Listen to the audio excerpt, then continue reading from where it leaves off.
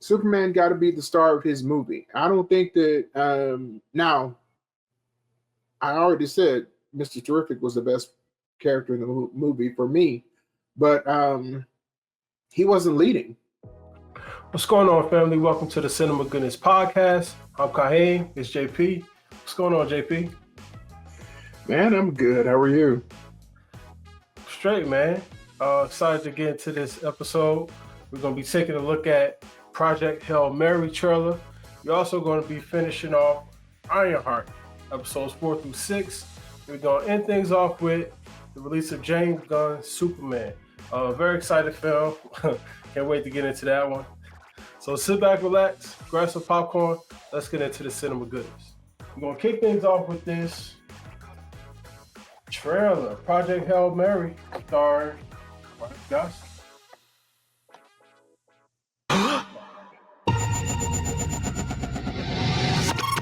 Please state your name. Ryland Grace. I just woke up from a coma. I'm several light years from my apartment. And I'm not an astronaut. I'm not an astronaut. I'm not an astronaut. If you don't go, you die. We're the rest of us. The sun is dying. You are the only scientist who might know what this is. I'm just a teacher at Grover Cleveland Middle. You have a doctorate in molecular biology. I need you to come with us. This is Project Hail Mary. The sun is not the only star dying. Every star was infected by its neighbor except one. Why? We don't know. Which is why we built a ship to go there and find out. It's 11.9 light years away. The astronauts die in space. It's what you Americans would call a long shot. Hail Mary. I get it. Who on earth is going to sign up for this? If we do nothing, everything on this planet will go extinct. You'll find a solution. You are my solution. I put the not an astronaut. I've never done anything. I've never done a space. I can't even moonwalk.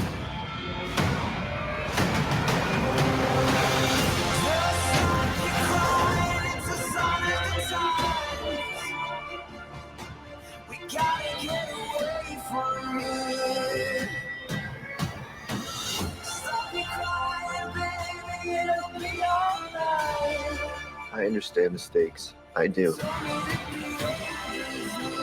But my place is in the classroom.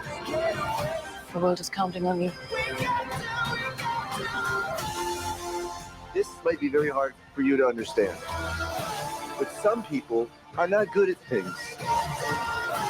You know who you are. You're gonna do great. I conquered zero G in 5 hours. Yeah.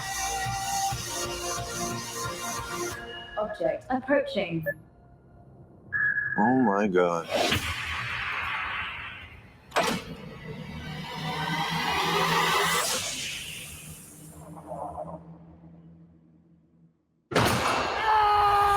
So I met an alien. He's kind of growing on me. At least he's not growing in me, you know, which was a concern for a little while.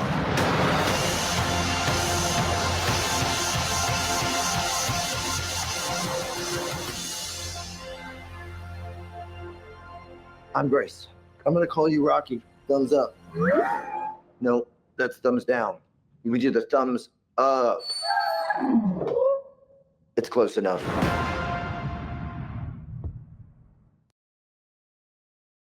That took a turn. I gotta be honest. It took a turn. Yeah, it's cool because the first thing I thought about was I went to Grover Cleveland Middle School. So. Oh, you did? Yeah, I did. So I chuckled at that a little bit. But what you think? It looks like it's gonna be fun. You know what? The first until the alien part, it was giving me strong Interstellar vibes. And I just rewatched Interstellar, so I was like, okay, I'm feeling where this is going. But then an alien, it's interesting. I'm gonna watch it because I love space and sci-fi, so I definitely will see it. Yeah, it definitely took a turn. I wonder how it's like how they gonna actually entertain that idea of like drama and comedy you know how they're gonna take it there, you know, because at first they set it up to be something real serious. Now he got a pet alien, which is cool. It's a nice contrast, but seeing it on screen is gonna be interesting. So moving on to Ironheart, episodes 4 through 6. Man, we went through the first 3, and we had some theories actually. We did. Well, I don't know if mine was much. It was a theory, but I didn't know it was actually broadcasted before I made the theory. So I was kind of. But You were right though. you know, we'll get it. Yeah, yeah, I was. You're right. But yeah, all right, man. So let's dive into Ironheart episodes 4 through 6. And I was Episode wrong. 4 Let me say that too. You were right, and I was wrong. You wasn't totally wrong though, because he Ezekiel Joe, he did kind of flip for a minute, you know. Yeah. He had his moment, but they didn't take it there, which I felt like they should have, but I guess they already felt like she has too much going on to be dealing with him too. I guess Joe so. too. But One thing about it, I will say, on the back end, the back end of the season was strong. yeah, Because they had built up everything. I think once we got to 4, 5, and 6, they were in their stride. So I mean, I actually enjoyed it. I thought it had a very strong closing. And I've been kind of avoiding a lot of the different commentary. I don't know, have you listened to any of the other commentary about the show? not so much, because I kind of had my own strong opinion about it.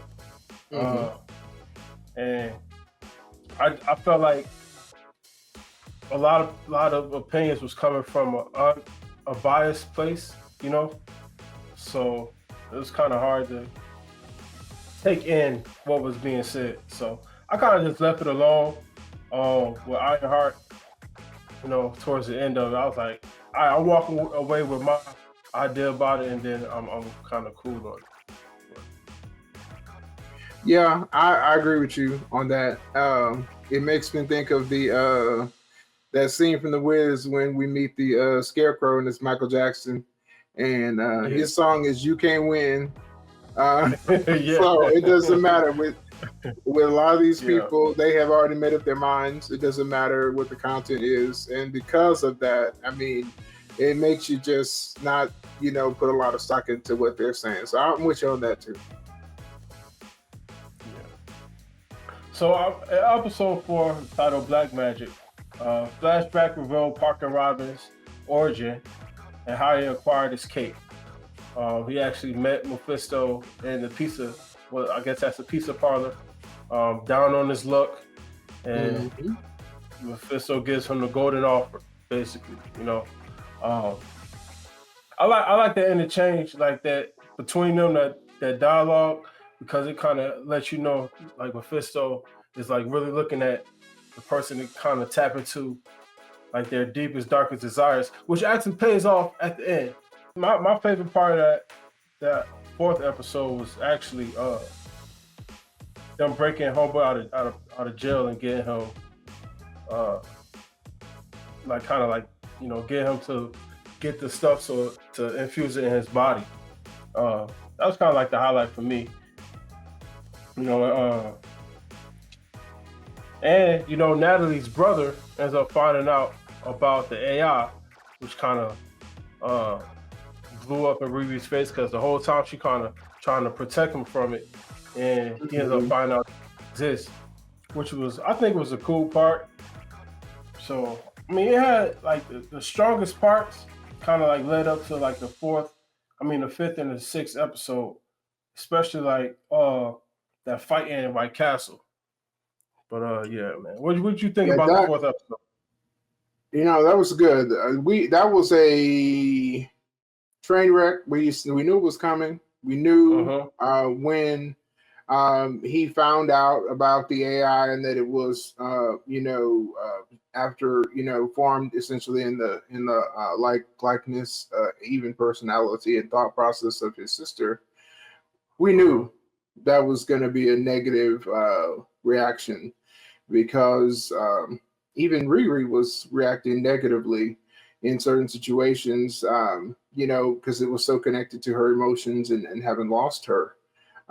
So we knew that was going to come. Eventually, he comes around, but I think he had his initial response was warranted because Riri could have avoided that by being honest with him, especially since she didn't actually create it like purposefully. It was a glitch. It was something where she didn't intend for it to happen in the first place. Yeah, for sure. And that breakout scene was great. I mean, that was his golden offer, essentially. Yeah. Getting him out so he could get his revenge. Mm-hmm. Yeah, man. So episode 5 called Karma's a Glitch.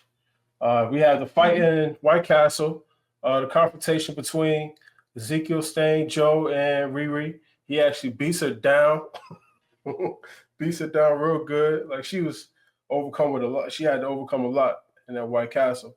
The other thing is that they introduced, in episode 4 they introduced the little witch. I forget her name. The witch. What's the name's daughter? That she actually. Zelma. Zelma. Okay, yeah. Zelma. They introduced her in the 4th and the 5th episode. Her and Riri getting kind of close. They end up actually connecting real hard, especially helping her get her suit made. I think all of that was dope, man. It's just helping her become a stronger hero, and it's showing her brilliance, I think, especially like blending her tech with the magic, and it was dope for me. Now, let me tell you, the 5th episode was the dopest part. That's when she starts building her suit, right? Okay, so here was my main on the back half. And if we know anything about Iron Man, we know Iron Man, one of his obsessions is iterations of his suit. So we know that Riri is going to go through iterations of her suit. The part that I thought was a little crazy was after she gets totally beat down and she barely survives and gets out of the suit. It's like they just leave it there and start from scratch.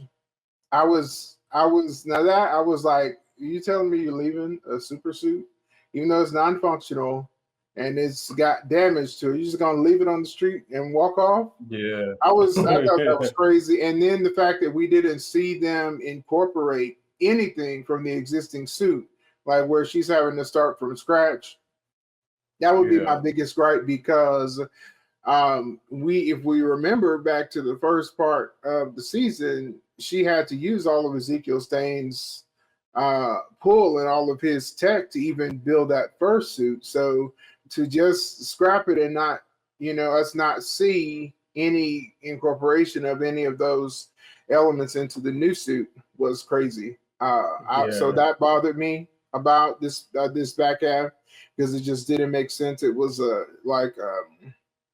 I guess they call it like a discontinuity, because if you have salvageable elements, then you would naturally take some of that and then put it into the new suit, because you didn't have to create that again. So that part was kind of crazy for me, but I love the fact that she used her dad's car to build that new suit, and then they built the magic into that suit as well. So I think that was huge, and it's different because we never saw anything like that from Tony. His was just the tech. So her blending that was pretty cool. And plus, I want to see, and I saw some of online people saying that they would want to see some sort of series based on the Zelma's character and how they were going through the magic school. I think that would be interesting, because it would be like the Marvel version of Harry Potter. And so I thought that was pretty cool too, because we got the backstory that her mom was in training, but then she got pregnant, and she didn't want to have her at the, what is it called? It's where Dr. Strange, the Comitage. They didn't. She was like, "No, we didn't want to. I didn't want to raise you there." So I dropped out. But then she sent her daughter. So I think that's pretty cool, and I think that of all of the different things that have come out, I think that might be something that would be a big positive if they were the Strange Academy. Exactly, the Strange Academy to develop that more, because I think people are interested in that, kind of going maybe more into the fantasy side. Yeah, it'd be better than School of Magical Negroes for sure. It's a whole lot better than that. Yeah, man. But yeah, so in this episode, the hook was the fact that because her suit took on the magic, she lost the AI. She lost Natalie, the AI. That was kind of like the hook. Like they was warning her, Zelma was warning her, like, when you play with magic, there's always a cost. And she thought that she really could take the cost, but come to find out that she ends up losing her best friend again in the situation, which was tough, man. That was tough. But we moving on to episode 6. The past is the past. Riri faces off against Parker in his mansion, but we come to find out that Parker, the reveal, Parker the whole time he's basically trying to set up his father, which was like the sins of the father. You know what I'm saying? Like he has a lot of resentment against his dad. Yeah, which was cool, man. I was like, okay, so he's not just totally, because through the whole series we're trying to figure out why he's doing all this, what's it for, such and such. So he just really want to be richer than his father. You know what I'm saying? And that drives him to the dark path. The ambition takes him, and Mephisto sees that. And man. That last fight. What do you think? I'm gonna put a pin in that, because there's a thread as it pertains to all of these characters. It's really important, and it kind of ties them together. But keep going. No, I was just saying that fight scene we kind of had that final fight scene inside the mansion. We kind of see the hoods full, like reveal, like with the fangs. It kind of looked like not Venom, the other one. A werewolf. To me, the werewolf. Yeah, kind of looked like the vampire. Kind of looked like Beastly. So that it's kind of devil. All that devil worship, man. But it was cool seeing him like that. I wondered if he did have a final form, and it was cool. The makeup looked cool. Well, I think some of the like the close-ups was makeup, like practical. Mm-hmm. And then like when he was moving fast and stuff like that, that's where it was more CGI. So I think it was a blend. But they had some really cool close-ups, like when he grew those claws and was like clawing her out of the suit. Then we come to find out that she had gotten into his mind with the magic of her suit, where we thought that he had won, and he thought that he had won. And the whole time he was being fooled by the magic of her suit, and her suit was fully intact.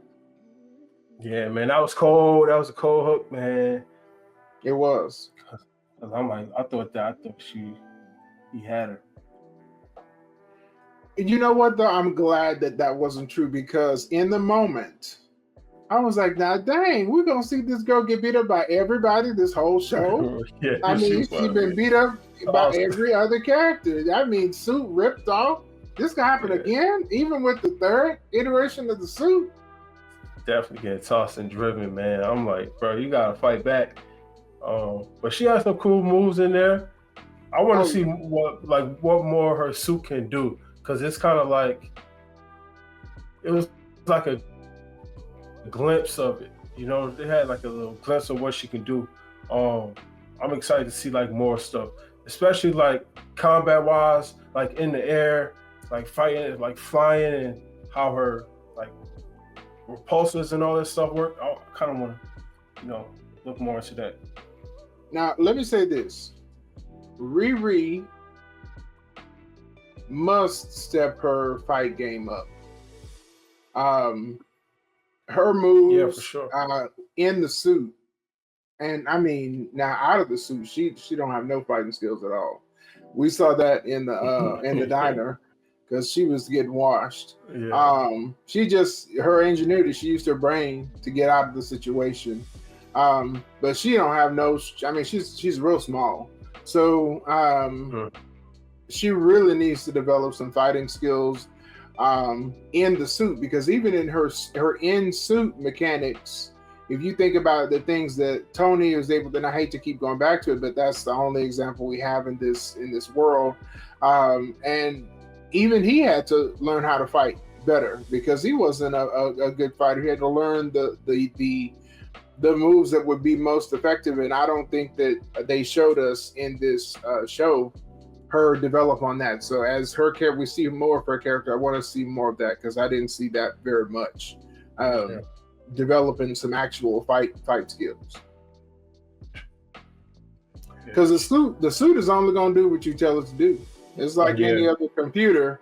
That's like when I tell people who need help with computers, and they try to blame the computer, I tell them it's user error. It's user error. You got to figure out that the computer works based on inputs. So for the most part, if it's putting out something you don't want, then it's because of what you putting in. So yeah, she needs to get some more tactics in her suit fighting, so she can be more effective. Definitely. Because the way Ezekiel Stain whooped her, I was like, oh my. I mean, he dog walked her. Yeah. She didn't have any fighting skills at all. If she'd had some fighting skills, I think she would have fared better in that encounter. Besides it being scripted, but Yeah. Well, it's so funny because all the villains knew what to do.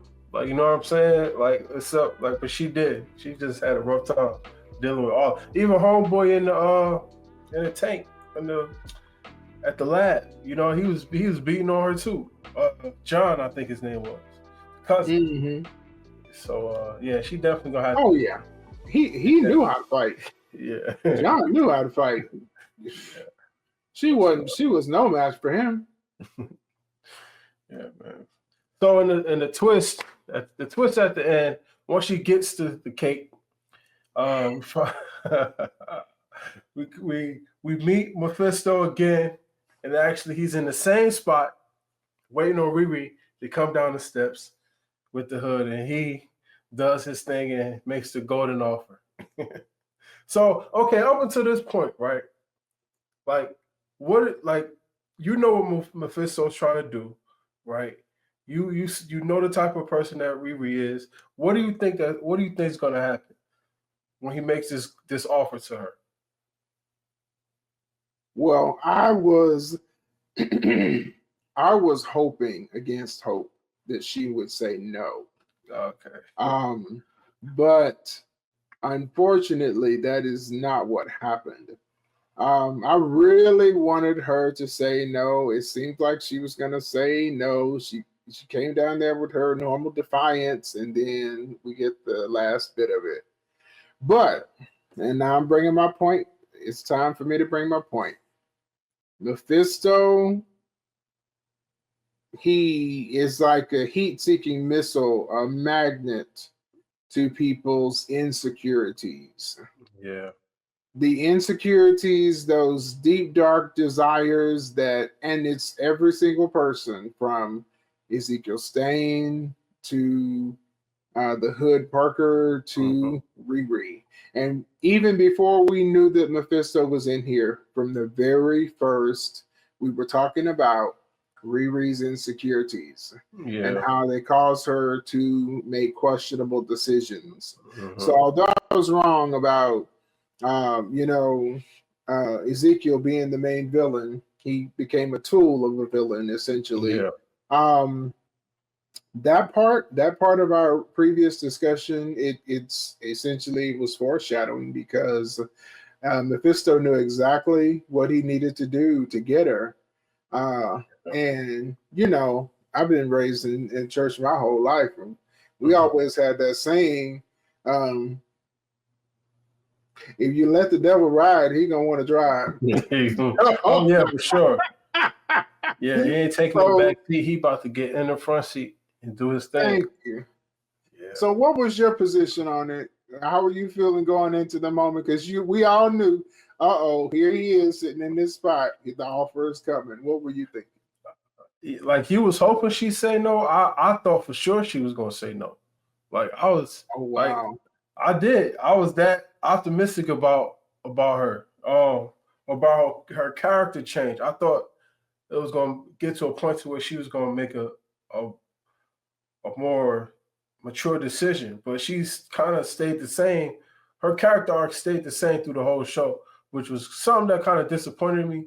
But after I thought about it, I know she had to do it. Like, in order for the story to move forward, like, she had to take the deal. So on that end, I was kind of like, I'm still sour about it, but I understand it.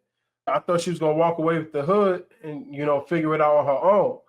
But when they did that jump scene, I was like, oh man, she did it. Yep. But I'm trying to think, that Mephisto bring Natalie back for real, or is it kind of like somebody else or something else that's kind of like an imposter? You know what I'm saying? Is it an imposter, or is it really Natalie? Because she touched it and everything, so. Mm-hmm. Well, I think that the whole point is that they're not going to let us understand or see it all. And I think that's also for that very same reason is why they had her to accept the deal, because her arc is longer. Yeah. They weren't going to let her arc close with this. This is just an introduction to Ironheart. So I think this is going to be something that is going to cause her a lot of heartache. She's going to go through a lot of hell because of this decision. I'm with you. I was disappointed because she saw literally with her own eyes what this deal with the devil was doing to Parker. And then she still made that decision to, but I mean, Mephisto was playing her from the very beginning. And once he gets done using up one person, he's gonna go to the next person. That's what he's using. Yeah, he's just using her, and after he's done using one, he goes to the next. I wish she would have learned that lesson, but I understand they want us to want more from this character. So I'm gonna give him some grace. I don't like the decision. I was disappointed by it, but we have known from the beginning that Riri was a flawed character. All of these characters are flawed. That's not a ding against her, because all of the Avengers are flawed people. I think because we're so early in her story, we saw just a little bit of her in the Wakanda Forever movie, and then these 6 episodes, we're going to see more, and we'll get a chance to develop. And this is why I say, we know for sure that people are not giving her a fair chance. The characters that we've known in the MCU, we've known for some of them for 20 movies. There are 30 movies leading up to the finale. So there's no way that in essentially these little 7 outings, we are going to get a chance to fully be introduced to Riri. So I feel like she's going to have to go through this. This is something that's going to build her character. She hasn't learned yet, and that's my verdict on her. She has not learned her lesson because she made this decision. Now, I think that the Natalie thing, I think it's a ghoul or something. I do not think that Mephisto can bring anyone back from the dead and it actually be them. So I feel like she set herself up for a really horrific revelation down the line, that this thing is the thing and it's not Natalie and you just played yourself. I think that's probably what's going to eventually happen. And it's going to tear her up. But it'll be because of her own decisions, and hopefully by that time she will have learned. Yes, indeed. All right. So yeah, the post-credit scene was actually Parker walking into the store where Zelma is, and she offers to help him. So she really doesn't know he's a hood. She doesn't know anything about this dude, which is something I think was, I guess we could call it like a plot device, because she just so willy-nilly showing people magic and stuff. Like, she's just extra excited about it. I feel like she'll be more careful, considering even just like Riri and what happened with her. I think she would be more careful about really revealing herself, trying to help any and everybody. But maybe that's just me. I feel like she put herself out there too quick. But yeah, I agree. But I have to remind myself that this universe has, everyone already knows there are magic users. Magic is real. Aliens are real. So sometimes when something happens and I'm like, well, why aren't they more freaked out? But I got to remember, they've been through the blip. They've been through, Endgame, losing all these people for 5 years, all of them coming back, Sorcerer Supreme. So they've been through this. So I have to remind myself of that sometimes, to realize they know that this stuff is real. So it's not a mystery to most people. That's true. Yeah, man. All right, so how do we rate this, man? How do you rate it? I'm going to give this series, I'm going to give it as,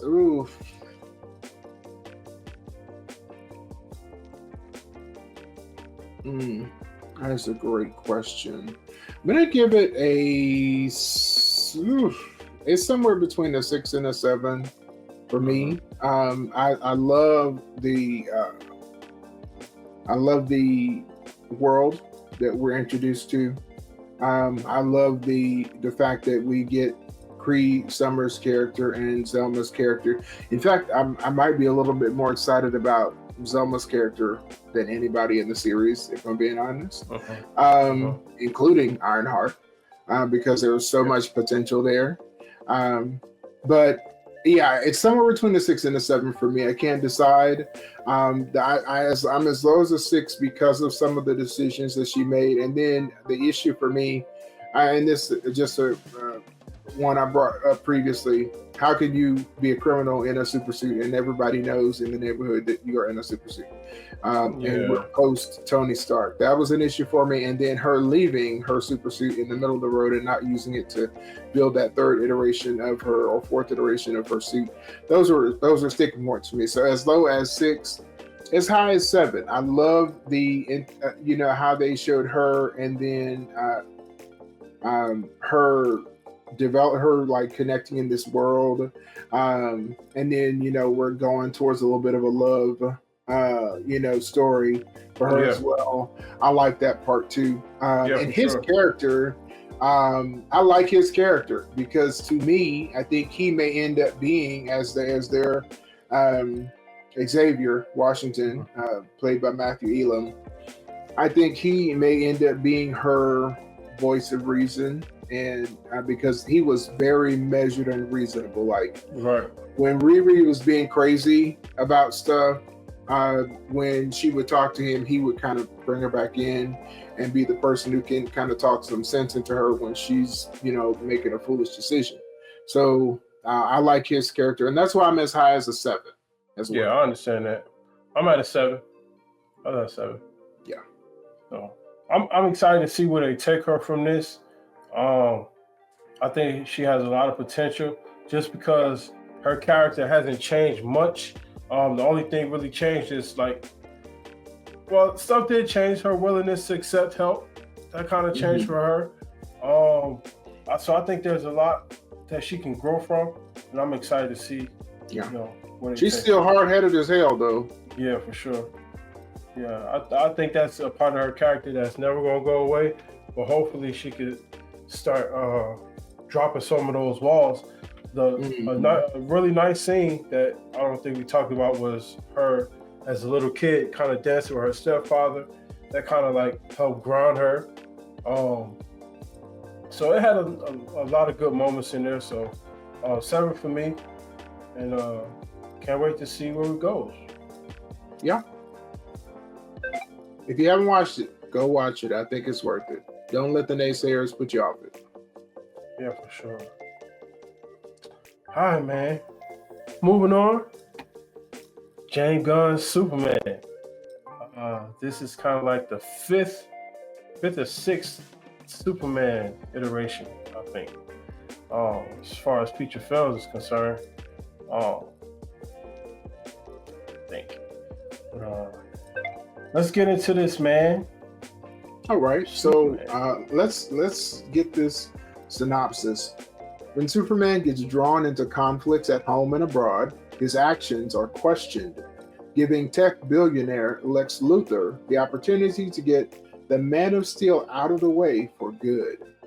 Will intrepid reporter Lois Lane and Superman's four-legged companion Krypto be able to help him before it's too late? Superman must reconcile his alien Kryptonian heritage with his human upbringing as reporter Clark Kent. As the embodiment of truth, justice, and the human way, he soon finds himself in a world that views these as old-fashioned. Superman is a 2025 American superhero film based on the DC Comics character Superman. Written and directed by James Gunn, it is the first film in the DC Universe, DCU, produced by DC Studios, and the second reboot of the Superman film series.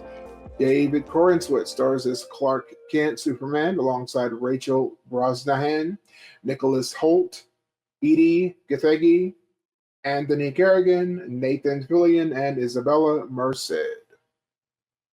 Nice. So this was it was a different type of Superman film. I felt a lot of Smallville influence. I felt a lot of Christopher Reeve's influence.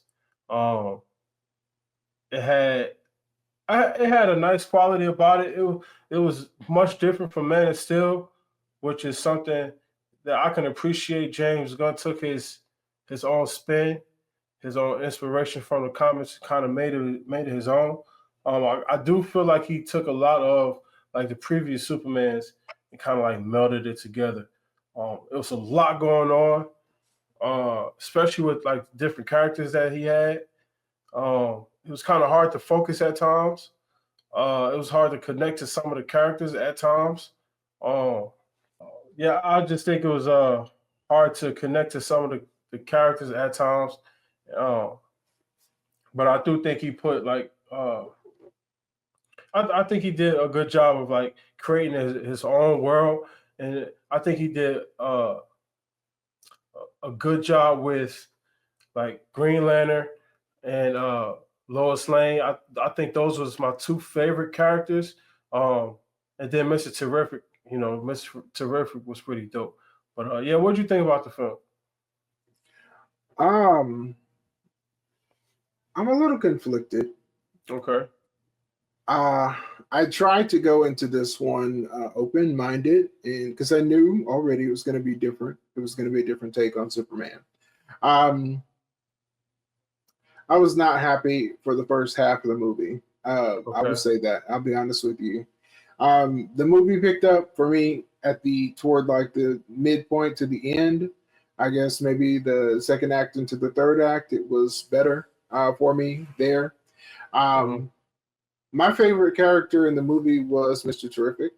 Yeah, and not just because he was black. I felt like he was the most authentic character of all of the ones there. And the way he delivered his lines, he's kind of a flat.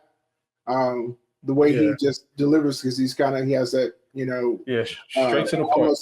Exactly. He's very matter of fact, kind of computer thinking type person. So I liked his character. And so, yeah, here's my issues. Okay. I definitely felt Smallville for the beginning of the that first half. Even though I actually enjoyed Smallville when it was on TV, it was a good show. It was a competent show. I enjoyed that show. When I go to a Superman movie, I do not especially. Let me say this, especially because the movie took lengths to explain to us that this is not Superman just getting his powers. This is not teenage Superman. The movie took the beginning to say that Superman has been on the planet for more than 30 years. He's grown. He's announced himself as Superman for over 3 years. So he's not a novice. He's fought many other foes that have presented themselves, because the movie also laid out the fact that metahumans came into existence, and so he's been fighting different metahumans that are, threats to Metropolis. So my position is, this is not newbie Superman. This is not Smallville Superman, who is a teenager. Tom Welling playing, a kid. And so he's learning, how to go through this stuff. We're dealing with grown man Superman with the job. And I felt like they made him dumb, like overly dumb, as a plot device. And I guess my issue is, if you go that way, you then have to have something that turns that character around.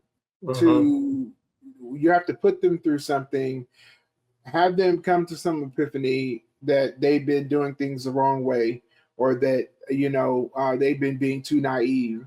And so I feel like I didn't get that in the movie, and that beginning part to me just kind of weighed me down. And then the payoff and not to jump to the end, but to find out that what happens at the end is because Superman has been dumbed down, and not only dumbed down, but powered down. They have his DNA. Now, this is a sticking point for me, because that's why I said I'm conflicted. You cannot even get a blood sample from Superman, because if you attempt to get DNA from him, your needle will break. Yeah. You cannot pierce his skin. You cannot cut his hair. So the idea that prior to this villain being created, when he's fighting regular metahumans, not anyone on his level, that he is already weak, in a weak enough state that you can get his DNA, is problematic to me. I just have a problem with it. Even Tom Welling's Superman had impenetrable skin. Yeah. As a teenager. And you tell me that you found enough, I don't know. It's the crawl. It's in my crawl. It's stuck in there. You go. Yeah. Tell me what you think. Yeah. Well, no, I get what you're saying. It's always been that thing with Lex Luthor and Ultraman and Bizarro and things like that. Like, how did they end up getting this blood sample or this hair follicle from Superman to create Ultraman or whatever?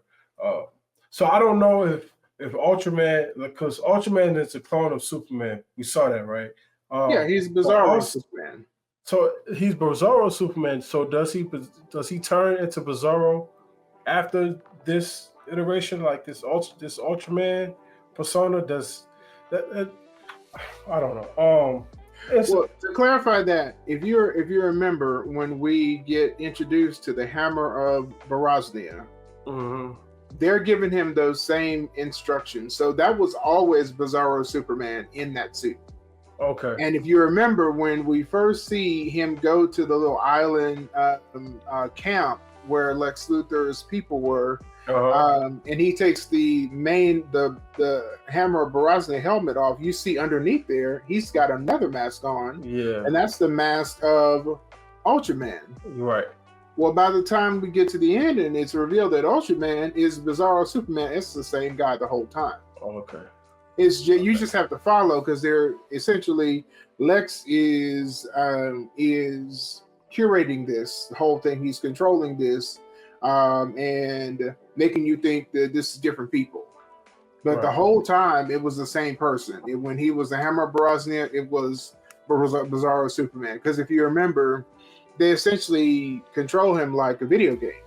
They're like A7, right. A7, Yeah. 5, A5, G2. So it's all and it takes a whole team of people because this guy, because he's Bizarro Superman, he's easily impressionable. You can tell him what to do and he'll just follow instructions. And I think there was a line of dialogue that said they watched 800 or 8,000 hours of Clark Kent's fight moves, so they know exactly how to counter his moves using this team of people. So yeah, that's all the same person. Even though you have to just kind of, it can be confusing, but it's all the same guy. Because when he was in that suit, they were giving him those same instructions, weren't they? Yeah, right. So the whole thing with Lex Luthor in this movie, which was cool. I like his version of Lex Luthor. Again, he reminded me of Michael Rosenbaum from Smallville. I think he took a lot of that, but he wants to kind of like destroy Superman's image, so the government will kind of give him the okay to kill him.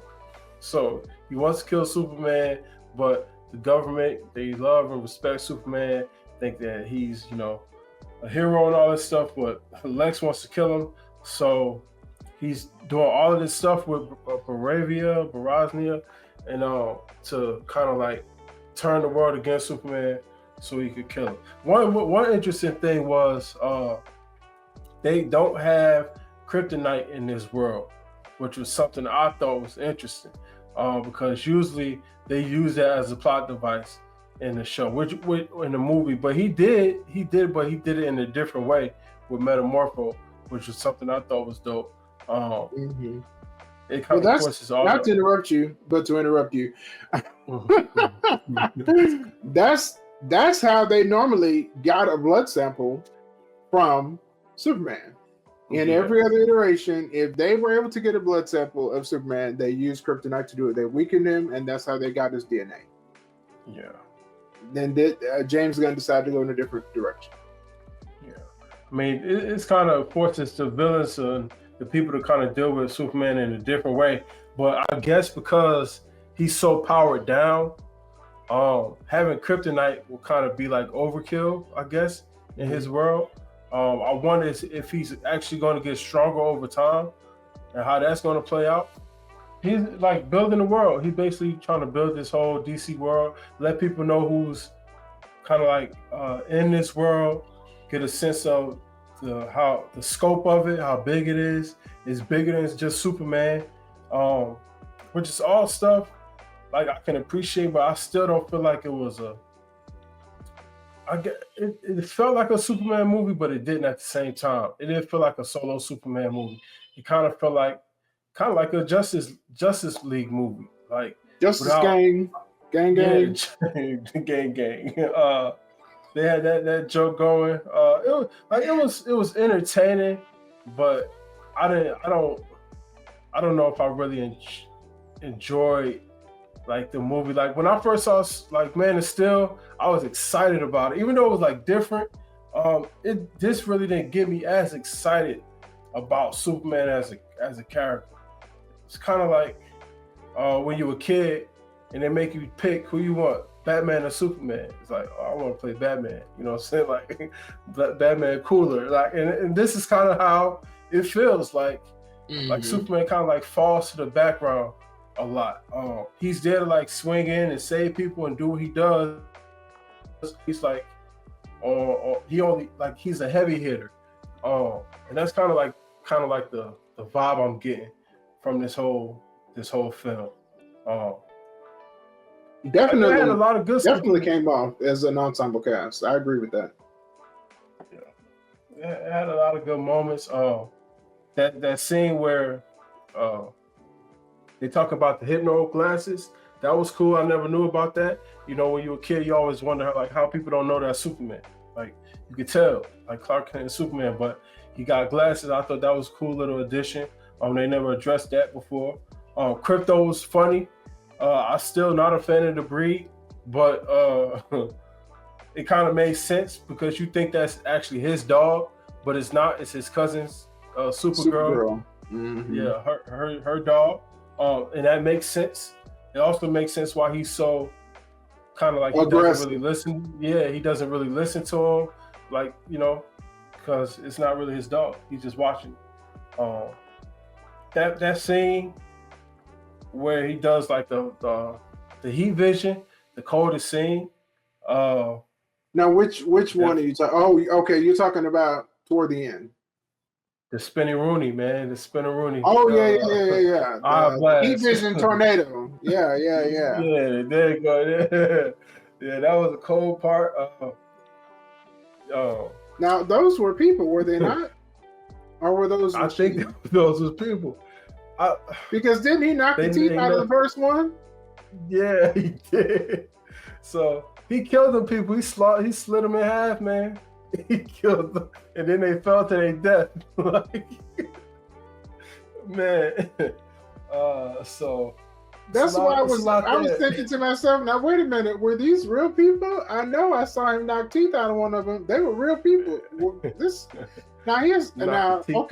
This Superman took time in the midst of a building falling down to save a squirrel.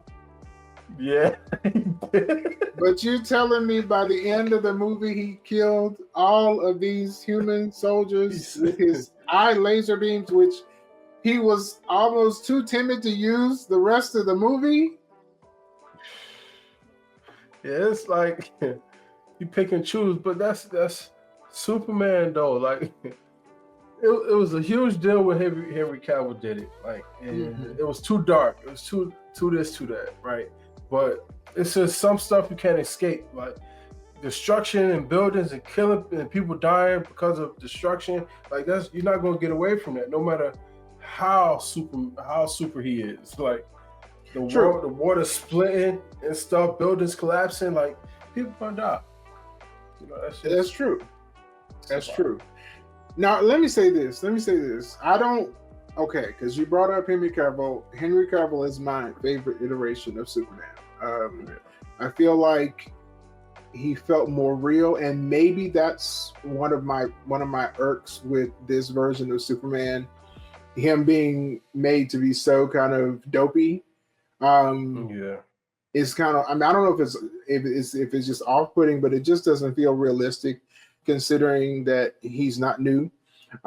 So I felt like the Henry Cavill version of Superman was more of a tortured soul. You know, he lived most of his life out on the fringes because when something would happen and he would save somebody, he'd have to go back into hiding. So I don't know. I guess I resonated with that character a little bit more than this one. But yeah, I definitely, going back to something else you were saying, I felt like Mr. Terrific was the star of the movie, and it definitely felt like a Justice Gang movie because they had whole sequences without him. Some of the best action sequences in the movie, Superman was not in. So I definitely feel like he was diminished in the movie. There's one scene I have to talk about because when I saw the scene, I couldn't understand why the director made this choice. So when they know that Superman has been taken, or they believe he's been taken to a pocket dimension, and you've got Lois and you've got Mr. Terrific, and they go to the base. Right. And Mr. Terrific goes clean off. I mean, right. When I tell you he was smacking the crap out of everybody. Yeah. But I was so baffled because in the midst of his best fighting scene, they show us Lois' face going. Yeah. And they do it in a circle, so we see her doing this face. Yeah. Like she's so mesmerized and amazed by what Mr. Terrific is doing. And I'm screaming, turn the freaking camera around. Why are we watching Lois with her mouth wide open like a cow looking at a new gate instead of seeing what Mr. Terrific is doing? I was upset. You know what I'm saying? That Budgeting. made no sense to me. Budgeting. They had to cut it for the budget, you know. It was too much special effects. They had to kind of cut it away. But I like his scene. He was great. He made the movie for me. Yeah. So I saw.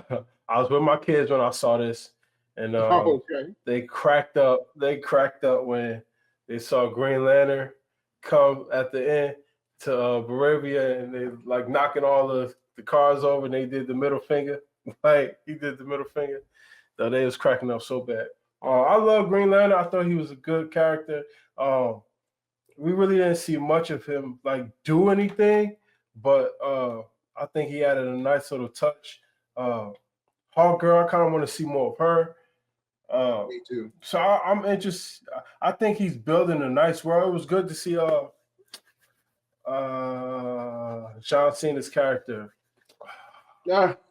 Peacemaker. On the TV Peacemaker.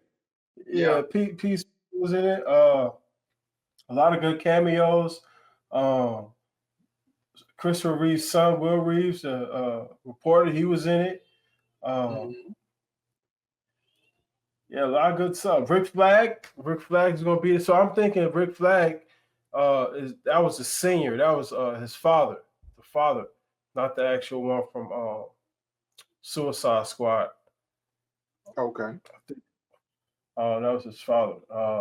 Was he the one that I believe he was the one that was saying finally something that Democrats and Republicans agree on, that Lex Luthor is a terrible person? Yeah. Mm-hmm. So they had he's building a nice little world. It just didn't really feel like a true Superman movie to me. It had a lot of good moments, but for me, I thought it was gonna be like a solo Superman movie. I mean, even from the trailers, we knew it was gonna be like a lot of characters, but I thought they was really gonna focus more on Superman than they did. Lex Luthor was great. I think he was another highlight. He was much more cunning and like a lot more transparent. You know, there was they had a joke going on about I'm not hating to my fullest ability. I need to be more like Lex Luthor, because he made that whole speech about how he hates people and he wants to be the one that's on everybody's lips and all of that stuff. So I think it's catching on. I think the next movie starring Superman, it has to have a stronger focus for like Superman. I didn't really connect to the character. Like that's what I said at the beginning, is I didn't connect to him at times, especially for it to be the main character. I kind of connected to the other characters more than him. They had a lot of good effects. His flying was great.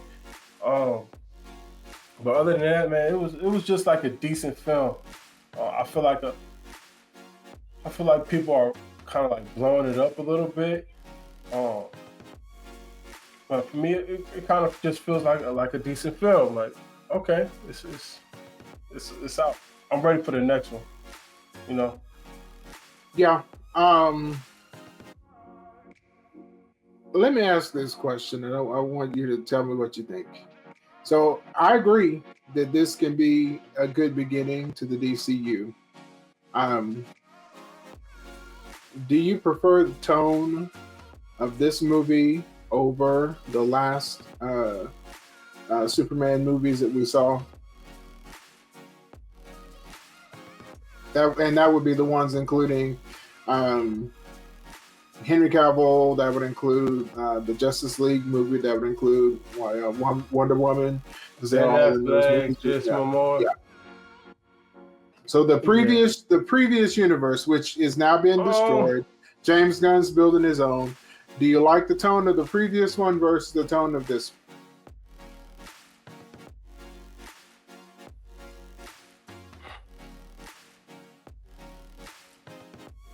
That's tough, man. The reason I say it's tough because they're so different. I could kind of appreciate them both for what they are. I think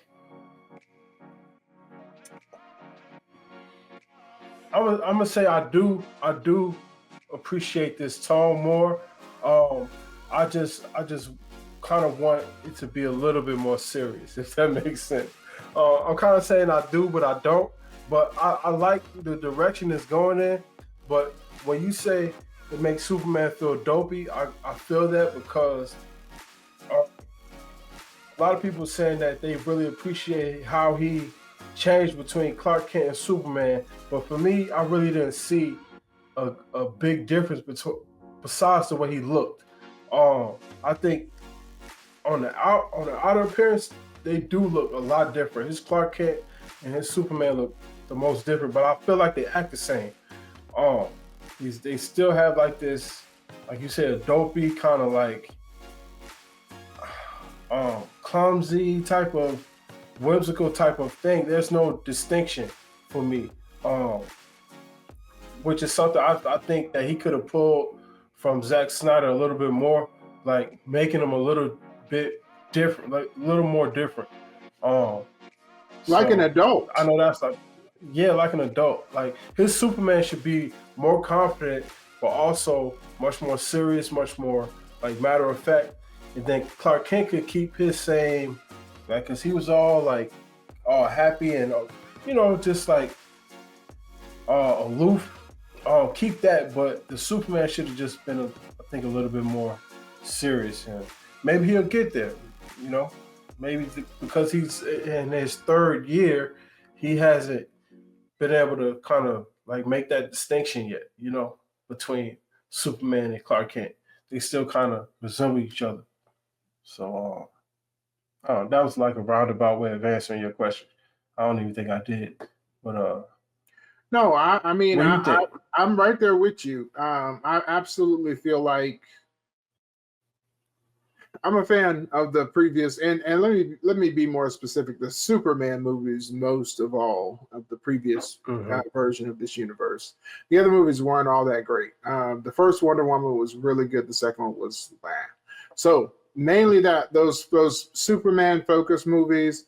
I like that. He felt serious. He felt like a grown up. This feels almost like Shazam playing Superman to me, because it's like he's a kid on the inside. And I say that simply because of how naive he's being super naive. And he's been fighting, these existential threats. And for him to still be so naive and pulling his punches and, not really taking it seriously. I felt like he wasn't even taking some of the fighting seriously. Yeah. The way it was presented, it seems like he was just there and doesn't really know how to use his powers yet. But that doesn't make a lot of sense because he's 33 plus years old. He's been on the planet for a long time. He's been fighting and out in the public as Superman for a long time. The best parts of the movie, I think, were where we see him inserting himself into it's Baravia. I was saying Barosnia before. The Baravia conflict, him getting involved in that, because that's an adult decision that felt real, that Superman would want to try to, save those people. Him, if we could see more of him making those decisions. Let me say this. When he was in the apartment with Lois and they were arguing and he was getting angry, he felt more real in that moment than any other part of the movie to me, because she was asking him and it was, she teed it up perfectly, because it was like he was being naive and he was like, okay, yeah, you can interview me. And he's not realizing, okay, she's like a hardball reporter. So when she turned on the switch, it flustered him. And when he started getting angry, to me, he felt more real, because he was responding like a regular person would, instead of being this doe-eyed, dopey grown person who felt more like a kid to me. So that part felt really, really real. They need to lean into that more, because I think some of the people that might be turned off by the tone of this will feel more connected to him. And then most definitely, Superman got to be the star of his movie. I don't think that now, I already said Mr. Terrific was the best character in the movie for me, but he wasn't leading. Couple of things that he did when, and I forget the girl's name, the character that is able to connect the metahuman that can connect the technology. They were using her against him. Yeah. What's her name? They were calling her Agent. Let's see. Let me find the cast. But nevertheless, right in the beginning of the movie, when he left the battle, where they said 3 minutes ago he had just been defeated, and he went to the Fortress of Solitude. The engineer. Say again? Engineer. The engineer. Okay. Oh, that's okay. There you go. The engineer. So he gets powered up, and then he goes back into the battle. He flies literally directly over her. And when we see her report, and she keeps going in the other direction, I'm like, oh, she's looking for the fortress. And that bugged me, because I'm like, the Fortress of Solitude is an advanced AI. What is going on here? I'm in slow motion. Okay, there we go. The Fortress of Solitude is like an advanced AI, robotic, technologic wonder. Something that the world, our Earth, should not have just yet. And they were able to defeat it like nothing. I mean, defeat it like nothing. Superman flew right over her, did not see her, did not clock it. A more serious Superman flying across what looks like Antarctica would see somebody in all black and go, wait a minute, I need to figure out what this is about, right? So that was a little unbelievable, but they brought us back in the end, because they had Bizarro Superman, so we know how they eventually get in, because they're using his DNA, and that's the rabbit they pull out the hat at the end. I like Lex. I felt like Lex is a little, and this is maybe another issue for me, that Lex is so far advanced and Superman is not. He's like leagues above, Yeah, I mean, to the point where he has a pocket dimension akin to the on Krypton, where they would put their criminals. What is that prison called? I can't think of it. Can't think of it. The Phantom Zone. The Phantom Zone. I'm like, now wait a minute.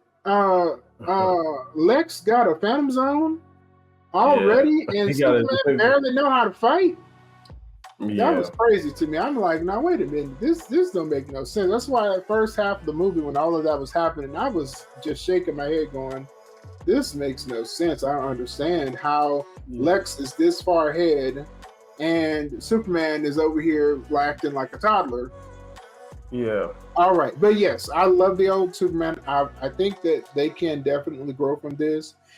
Maybe they feel like, because James Gunn has depowered Superman for this iteration, maybe they feel like he needs the group.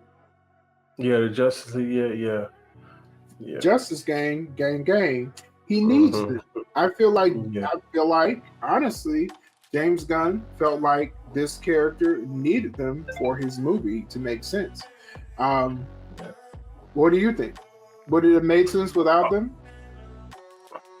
I think it would have made sense.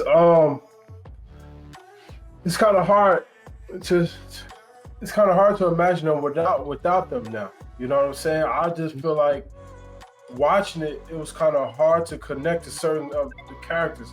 I'm not sure I would do anything different. I'm just going into it knowing that they have certain elements that kind of draw me out of it. Like, I kind of felt like Hawk Girl really shouldn't have been there. I feel like they threw her in to kind of like round out the group. The Green Lantern, even though he was there, he really didn't do much until the end. But the only thing he did was kind of like hold off the army or whatever. So I kind of feel like it was just they was just there to fill up the space. Because his film was so epic and it like spanned different countries and stuff, they kind of needed some stuff to fill it out, and so they threw these characters in there. So I mean, like you said, I feel like it's a good start. I just kind of wish, like, as he goes forward, we could see a lot more Superman and kind of like see what more he can do and how he grows. Because like right now, like you say, he feels really watered down, and like he's really learning. Like, you know, even though he's 3 years in, he's really like green. Very so green. I'm just green. Yeah, so I'm kind of seeing how they're gonna do that. I'm also wondering, are they gonna end up putting Robert Pattinson's Batman in here? So, you know, we saw that Batman, he's on his first year as Batman in Robert Pattinson's version. So maybe he's trying to keep them kind of close together, so that if they do meet, you know, they won't be too far advanced or far from each other. That makes a lot of sense. They got a lot of good stuff going. So yeah, it's kind of early. It kind of feels like it's a lot different from when DCU started and when Marvel started, because they just had Iron Man. The Iron Man movie was a solo movie. So it feels like a step further. This is kind of feeling like we're kind of like thrown in to stuff that's already happening, and now we're gonna go on a journey. And it's just a different approach. So true. Yeah, man. And I always say this. I always clock it when a movie is coming. When there are too many high-profile characters in a movie, it can be not always. It can be a sign that they don't necessarily feel like the main character is strong enough to carry the movie. And I feel like that's true for this movie. It's not true for all of them, but when I see a movie coming and it's got one, you know, who's supposed to be the main character, but then when you look at the cast, they got, you know, a quarter of Hollywood on the cast, and they're, you know, trying to, you know, throw everything at it. It can be a sign of a weaker central character. So I'm hoping he's stronger, both in canon and on the written page for the next movie. All right. So Mr. Terrific really saved the day. I mean, Superman helped, but Mr. Terrific, he closed the rift that, you know, that was caused. Superman had a good speech, had his whole Superman speech, and Krypto kind of punches Lex out, beat Lex up, which was cool. Yeah, man, it's a good film. Not too much more I can say about it. What would you rate it? 5. My rating is 5. 5? Man, we far on this one. I was at a 7. Yeah, it's a 5 for me.